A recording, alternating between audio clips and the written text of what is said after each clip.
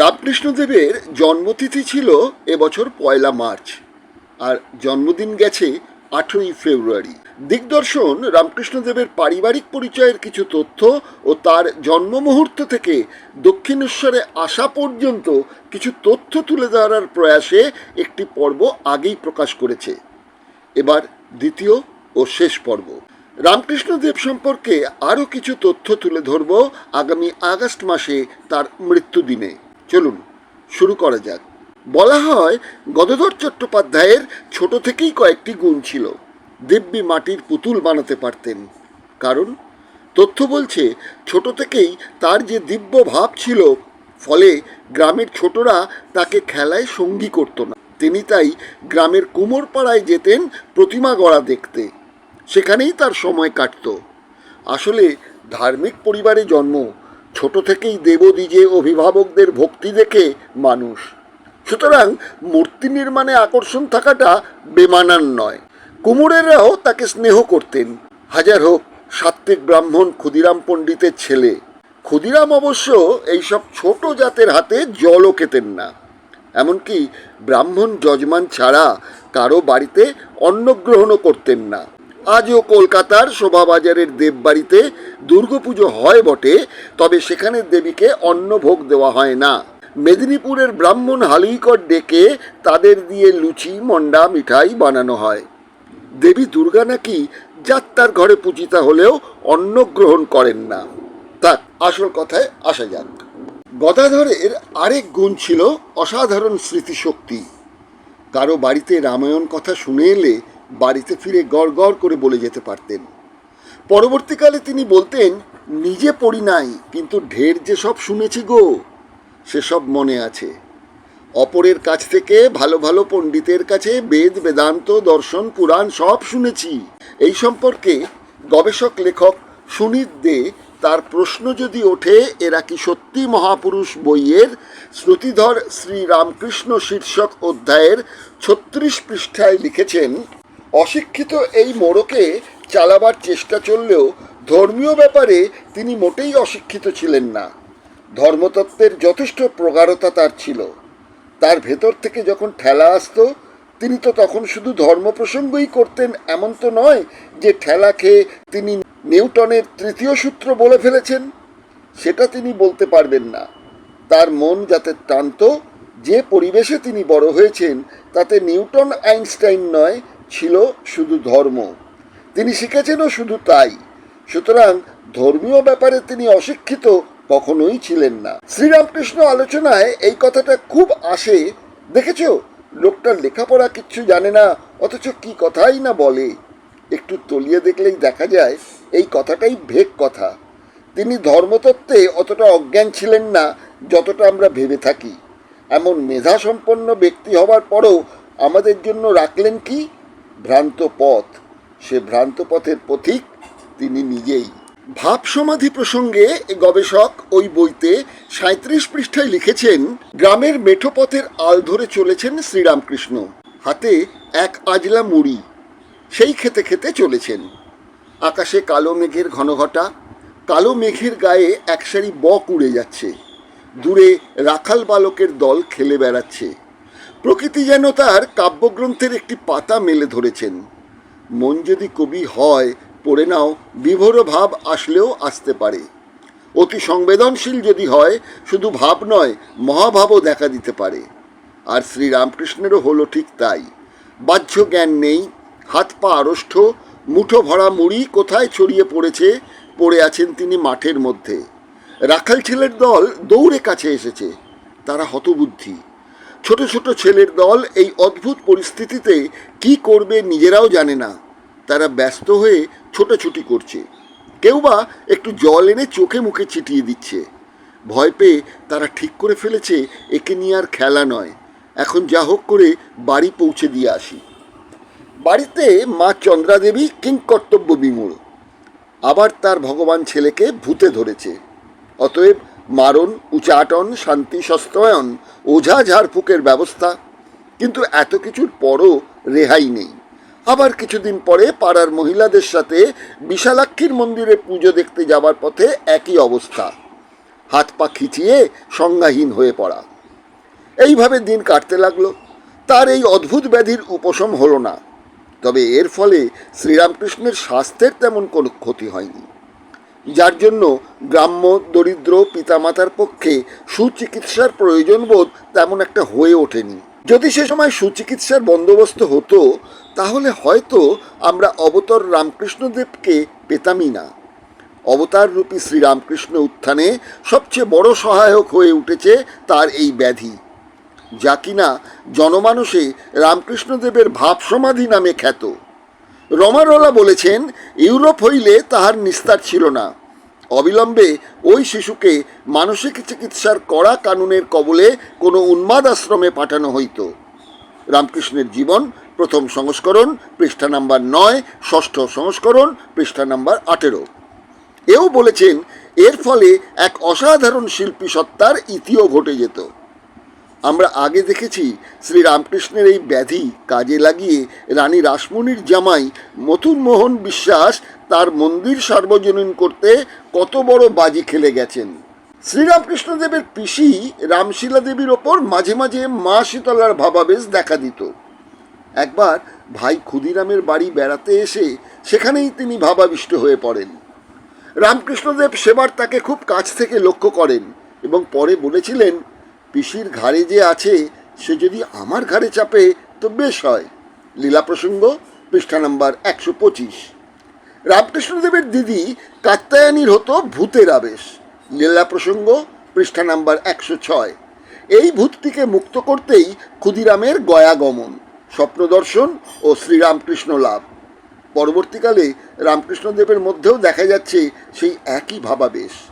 এমনকি রামকৃষ্ণদেবের ভাইয়ের মেয়ে লক্ষ্মীমণি দেবীর মধ্যেও দেখতে পাচ্ছি একই রোগের লক্ষণ। তিনিও গুরুমা হয়েছিলেন। তার এক ভক্ত শিষ্য রাস্তা থেকে একটি গান শুনে আসে।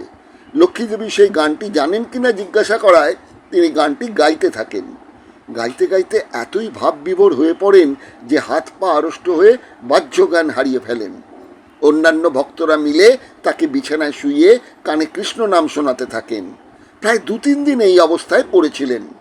শ্রী শ্রী রামকৃষ্ণ, ভ্রাতুষ্পুত্রী শ্রী শ্রী লক্ষ্মীমণি দেবী, শ্রী কৃষ্ণচন্দ্র সেনগুপ্ত, পৃষ্ঠা নাম্বার 256 থেকে 57। এর পরবর্তী অংশ গুরুমার ভাব সমাধি নিয়ে ভক্তদের ঈশ্বরীয় ব্যাখ্যা। যাক, সেসব আমাদের দরকার নেই। আমরা সিদ্ধান্তে আসতে পারি পিতার বংশের দিক থেকেই এদের এই আবিষ্ট হওয়ার রোগটা আসছে। ঠিকমতো চিকিৎসা না হলে অন্য সব রোগের মতোই বেড়ে যাবে। রামকৃষ্ণদেবেরও ঠিক তাই হয়েছিল। 6-7 বছর বয়সে শম্ভু কুমোরকে গান শোনাতে গিয়ে যখন তার মধ্যে প্রথম হিস্টেরিয়ার লক্ষণ দেখা দেয়, তখন থেকেই চিকিৎসা তেমন হয়নি। পরবর্তীকালে দক্ষিণেশ্বরে এসে দীর্ঘ 12 বছর ধরে সাধনার নামে শরীরের ওপর তিনি যে অত্যাচার করেন, তার ক্ষত তাকে সারা জীবন বইতে হয়। শরীর এতই দুর্বল হয়ে পড়েছিল যে তিনি আর কোনোদিনই নিজের পায়ে ভর দিয়ে 2 পায়ে হাঁটতে পারতেন না।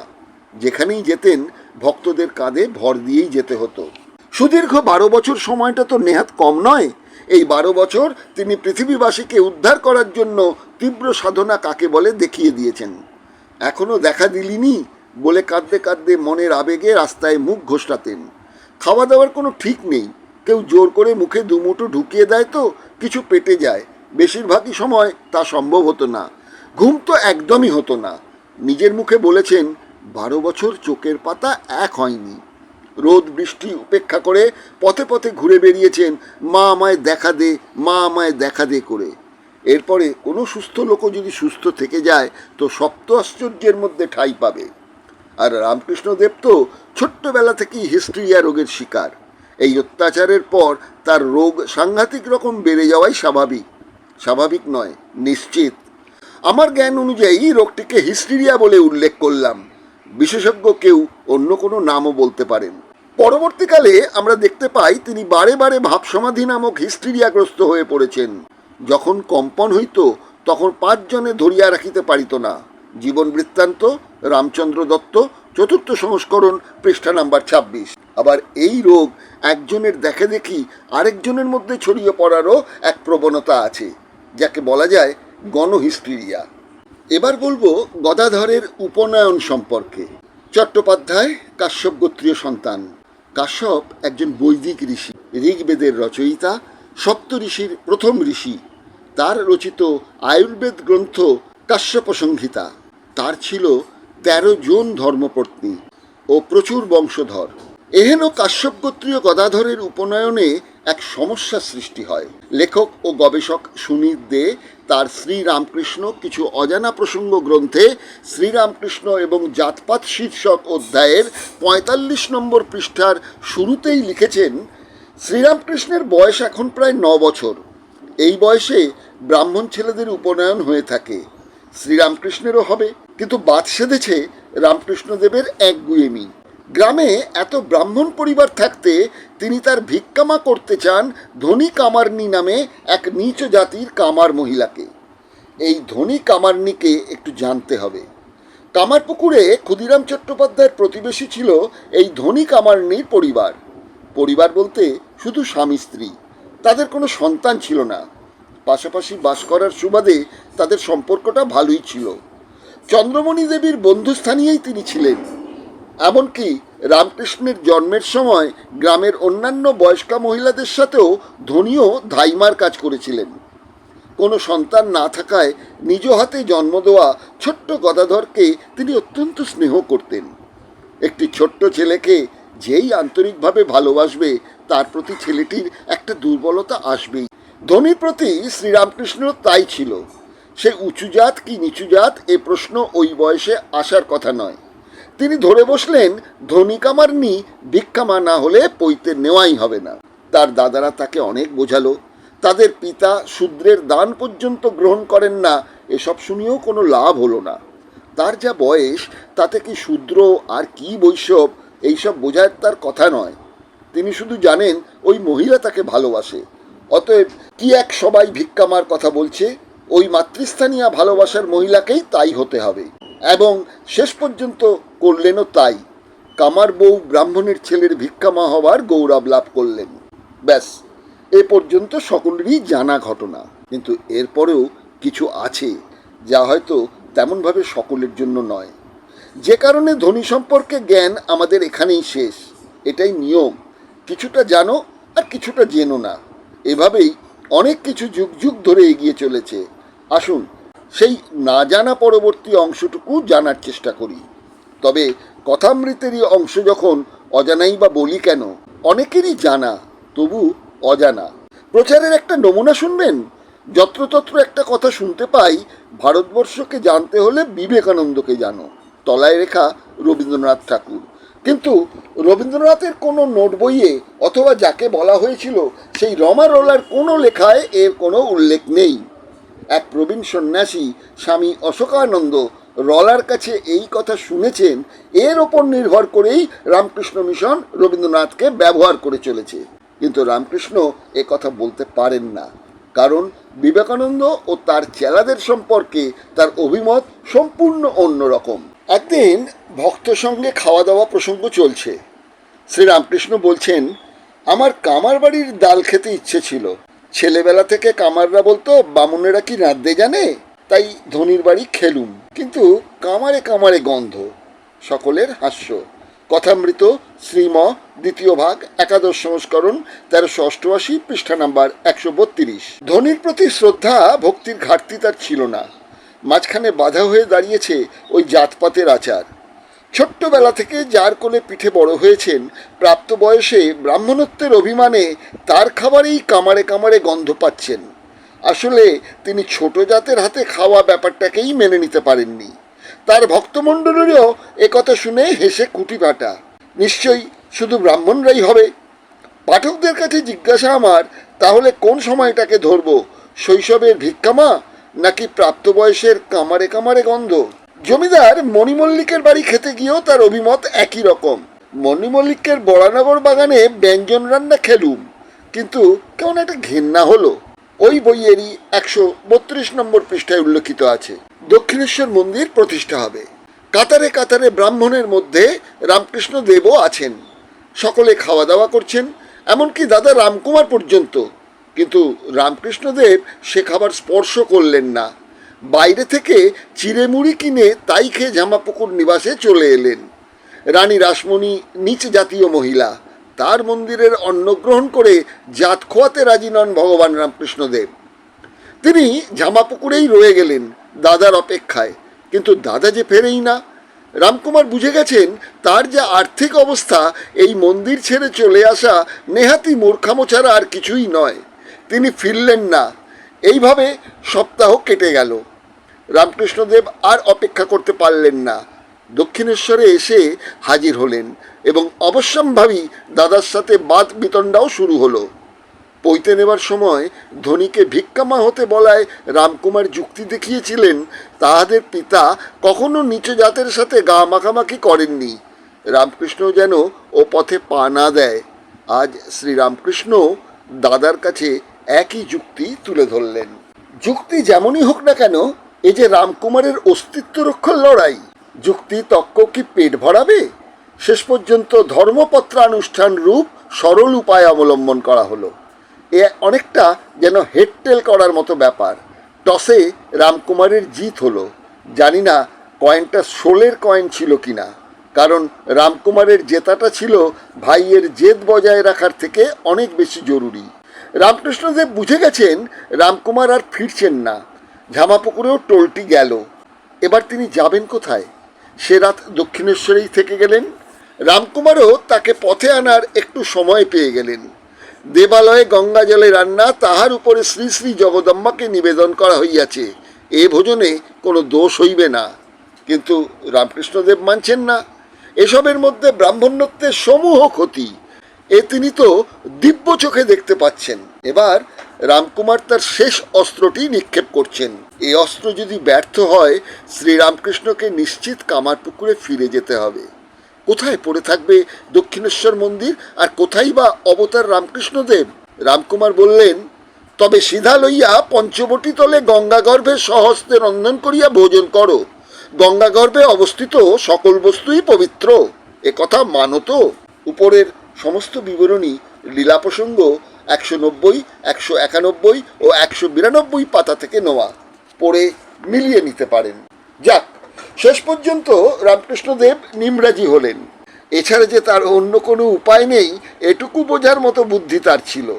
নিজের হাতে গঙ্গা জলে পাক করা রান্না খেয়েই তিনি রয়ে গেলেন। এই আলোচনা থেকে এটা পরিষ্কার যে ভগবানের অংশস্বরূপ অবতার রামকৃষ্ণদেব নিচ জাতের অন্ন গ্রহণ করেন না। শ্রী রামকৃষ্ণদেবের অন্যান্য জীবনী গ্রন্থেও একই কাহিনী নানা ভাষায় পাওয়া যাবে। তবে কোনো কোনো জীবনীকার এর সাথে কিছু অদ্ভুত আত্মসমীক্ষা যোগ করে দিয়েছেন, সেগুলোও একটু জানা দরকার। রামচন্দ্র দত্ত তার পরমহংসদেবের জীবন বৃত্তান্ত গ্রন্থে যোগ করেছেন, তিনি যে কি জন্য মন্দিরের সামগ্রী স্পর্শ করেন নাই, আমরা তাহার কোনো কারণ প্রদর্শন করিতে পারিলাম না। পৃষ্ঠা নাম্বার 6। রামচন্দ্র একজন ডাক্তার, রসায়নবিদ, এমনকি কুর্চিসেন নামক একটি ওষুধের আবিষ্কারক। তিনিও বুঝে উঠতে পারছেন না কেন রামকৃষ্ণদেব মন্দিরের প্রসাদ গ্রহণ করছেন না। আসলে গুরুদেব নিচ জাতের অন্ন স্পর্শ করেন না, এই বোমাটি বুকের ওপর ফেটে যায় এই ভয়। এমনকি রামদত্তের বাড়িতে একবার অন্নগ্রহণের প্রস্তাব রামকৃষ্ণদেব সযত্নে প্রত্যাখ্যান করেন। বলেন, তুমি তো ব্রাহ্মণ নও। রামচন্দ্র দত্ত ছিলেন সম্পর্কে স্বামীজির দাদু। যদিও বয়সের তফাৎ সামান্য হওয়ায় রামদাদা নামেই তিনি খ্যাত ছিলেন। সম্ভবত তিনিই ছিলেন রামকৃষ্ণদেবের প্রথম শিষ্য এবং প্রচারক। শ্রীরামকৃষ্ণ লীলামিত গ্রন্থে বৈকুণ্ঠনাথ সান্যাল বলেছেন, মন্দিরের প্রসাদ গ্রহণ না করে তিনি আমাদের লোভ সম্বরণ শিক্ষা দিয়ে গেছেন। নিচু জাতের অন্ন ছুঁই না, এর মধ্যে লোভ সম্বরণের কি শিক্ষা আছে তা ঠিক বুঝতে পারলাম না। আবার আমরা লীলা প্রসঙ্গে ফিরে যাই। রামকৃষ্ণদেব এখন দক্ষিণেশ্বরেই রয়ে গেছেন, নিজে হাতে গঙ্গা জলে রান্না করে খাচ্ছেন। রাতে কিন্তু তিনি আর সকলের সাথে মন্দিরের প্রসাদী লুচি খান। ভাগ্নে হৃদয়রাম বলছেন, কতদিন দেখিয়াছি ওই রূপে লুচি খাইতে খাইতে তাহার চক্ষে জল আসিয়াছে, এবং আক্ষেপ করিয়া শ্রী শ্রী জগন্মাতাকে বলিয়াছেন, মা, আমাকে কৈবর্তের অন্ন খাওয়ালি। পৃষ্ঠা 195। এখানে ব্রাহ্মণদের খাওয়া দাওয়ার সংস্কার নিয়ে একটু আলোচনা করা যাক। অন্ন ছাড়া অন্য খাদ্য সামগ্রী তারা বসমিত্তিরের বাড়িতে খেতে পারেন, কিন্তু অন্ন চলে না। চা বিস্কুটটাও খুব উদার মনে যে খান না, তার প্রমাণ রামকৃষ্ণদেব লুচি খেয়ে কেঁদে দেখিয়েছেন। তবে যুগ পাল্টেছে, এখন কিছু কিছু তাদের মেনে নিতেই হচ্ছে। এখনো ভাত খাওয়ার নিমন্ত্রণ করলে অনেক ব্রাহ্মণই, যারা আপনার বাড়িতে মুড়ি তেলে ভাজাটা খায়, দেখবেন কোনো একটা অজুহাত দিয়ে কেটে পড়েছে। হয়তো সেদিন সারাদিন বাড়ি ছাড়া হয়ে আপনাকে বুঝিয়ে দেবে সত্যিই সে কোনো অনুষ্ঠানে যোগ দিয়েছিল।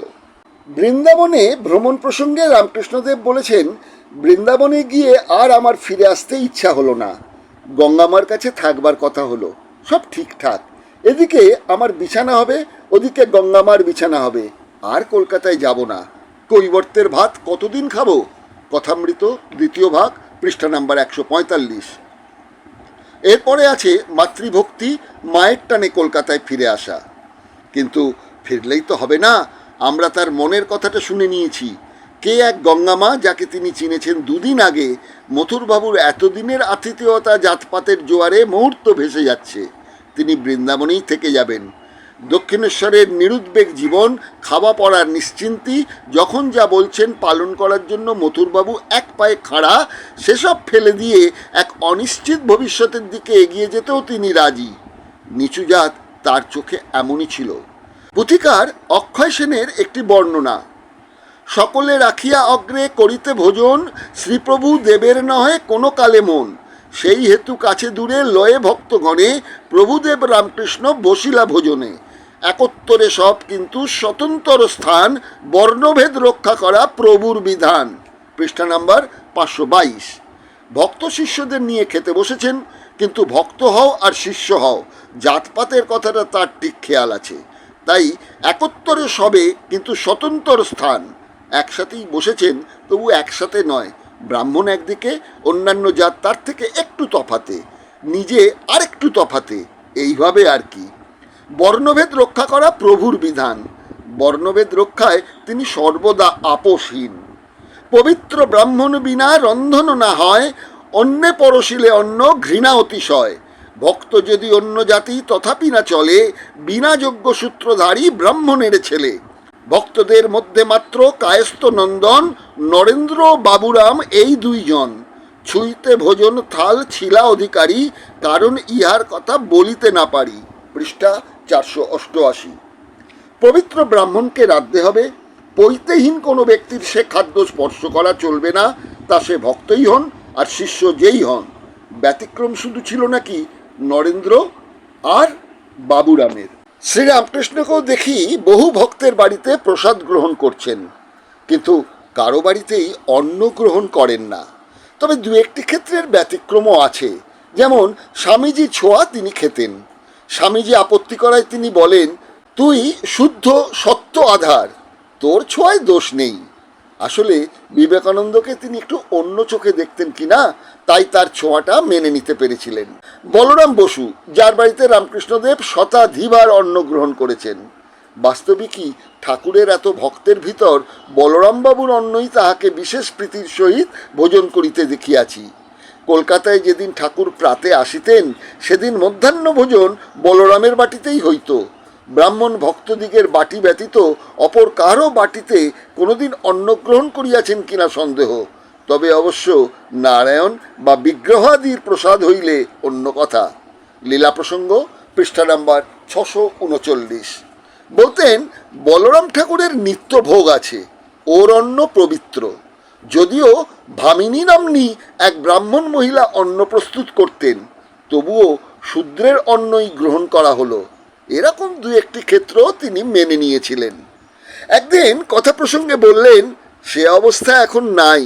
এখন ব্রাহ্মণ হবে, আচারী হবে, ঠাকুরের ভোগ হবে, তবে ভাত খাবো। কথামৃত দ্বিতীয় ভাগ, পৃষ্ঠা নাম্বার 113। এখানে এই যে রামকৃষ্ণ বলছেন সে অবস্থা এখন নাই, এই কথাটা একটু খুলে আলোচনার দরকার আছে। রামকৃষ্ণদেব যখন তীব্র সাধনায় মত্ত হয়ে পড়েছিলেন, সেই সময় সাধনার খাতিরে অনেক বিকৃত ক্রিয়াকলাপ তিনি করে ফেলেছেন। যেমন নিচু জাতের ছোঁয়া তিনি খেয়ে ফেলেছেন, ওর হুকোয় মুখ দিয়ে ফেলেছেন, 5 জনের খাওয়া এঁঠো খাবার খেয়ে ফেলেছেন, অন্যের খাওয়া পাতা মাথায় নিয়ে ফেলে এসেছেন, আবার 3 হাত লম্বা চুল দিয়ে মেথরের পায়খানা পরিষ্কার করেছেন। এরকম অনেক কিছু। আপাতত এই পর্যন্তই। রামকৃষ্ণ প্রসঙ্গে আরও অনেক অজানা তথ্য, যেমন তার নারী সুলভ আচরণ, যৌনতা প্রসঙ্গে ধারণা এবং মহিলা বিদ্বেষ প্রসঙ্গে আরও বিস্তারিত জানাবো রামকৃষ্ণ প্রয়াণ দিবসে, অর্থাৎ 18ই আগস্ট 2025-এ। রংহীন সংবাদ ও অজানা তথ্য জানতে দেখুন দিগদর্শন। এই অনুষ্ঠানটি কেমন লাগলো? ভালো লাগলে লাইক করবেন, শেয়ার করবেন, খারাপ লাগলে তীব্র সমালোচনা করবেন, অবশ্যই যুক্তি ও তথ্য দিয়ে। এখানেই শেষ করছি। নমস্কার। দিগদর্শন, দশের পাশে, দেশের সাথে।